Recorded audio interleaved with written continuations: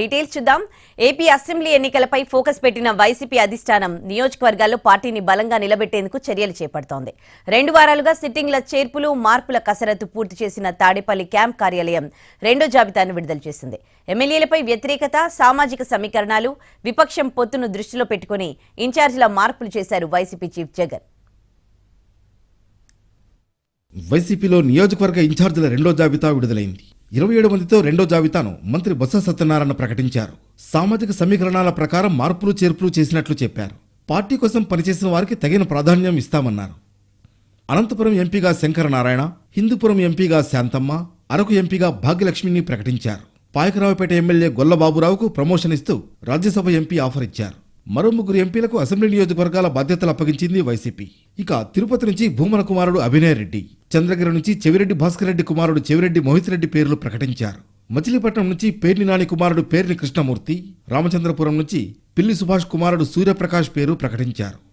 కదిరి నుంచి BS Maqbool Ahmed, Yerragondapalem SC స్థానానికి Tatiparthi Chandrasekhar, ఎమ్మిగనూరుకు Machani Venkatesh, Guntur east నుంచి షేక్ నూరి ఫాతిమా, కళ్యాణదుర్గం నుంచి తలారి రంగయ్య, పెనుగొండ నుంచి కేవి ఉషశ్రీ చరణ్, విజయవాడ సెంట్రల్ నుంచి వెల్లంపల్లి శ్రీనివాసరావు, అరకు ఎస్టీ గొడ్డేటి మాధవి, పాడేరు ఎస్టీ స్థానానికి మత్స్యరాస విశ్వేశ్వరరాజుకు బాధ్యతలు అప్పగించారు. ప్రతిపాడు నుంచి వరపులు సుబ్బారావు, రాజమండ్రి సిటీ నుంచి మార్గాని భరత్ పేర్లను ఫైనల్ చేశారు. రాజమండ్రి రూరల్ బాధ్యతలు చెల్లిపోయిన వేణుగోపాలకృష్ణకు అప్పగించారు.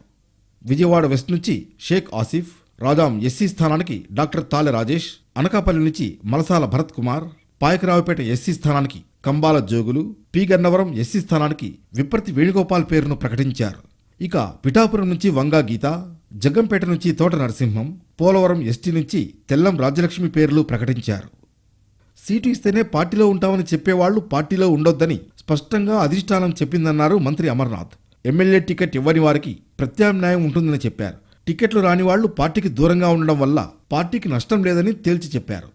పార్టీని అనకాపల్లి నియోజకవర్గంలో మళ్ళీ మొన్న ఏ రకంగా అయితే నన్ను గెలిపించారో రేపు మళ్ళీ ఆ రకంగా 2024 ఎన్నికల్లో మళ్ళీ అనకాపల్లి అసెంబ్లీ అభ్యర్థిగా గెలిపించేటువంటి బాధ్యత, మళ్ళీ జగన్మోహన్ రెడ్డి గారిని ముఖ్యమంత్రిగా చూసేటువంటి బాధ్యత, మళ్ళీ రాష్ట్రానికి మంచి జరగాలి, జగన్మోహన్ రెడ్డి గారి నేతృత్వంలో మంచి జరగాలనేటువంటి ఉద్దేశంతో వారు ఏ పని అప్పచెప్తే ఆ పని చేయడానికి అమర్ సిద్ధంగా ఉంటాడనేటువంటి విషయాన్ని మరొకసారి మీ ద్వారా ప్రజలకు తెలియజేస్తా ఉన్నాం. మొత్తం మీద తొలి దశలో 11 సెగ్మెంట్లలో మార్పులు చేర్పులు జరగ్గా 27 మందితో 2వ జాబితా కూడా విడుదల చేసింది వైసీపీ. సర్వేలు, ఎమ్మెల్యేల పనితీరు ఆధారంగా గెలిపే ప్రామాణికంగా సామాజిక సమీకరణాలకు ప్రాధాన్యత ఇస్తూ ఇన్ఛార్జీల మార్పులు చేర్పులు చేశారు వైసీపీ అధినేత.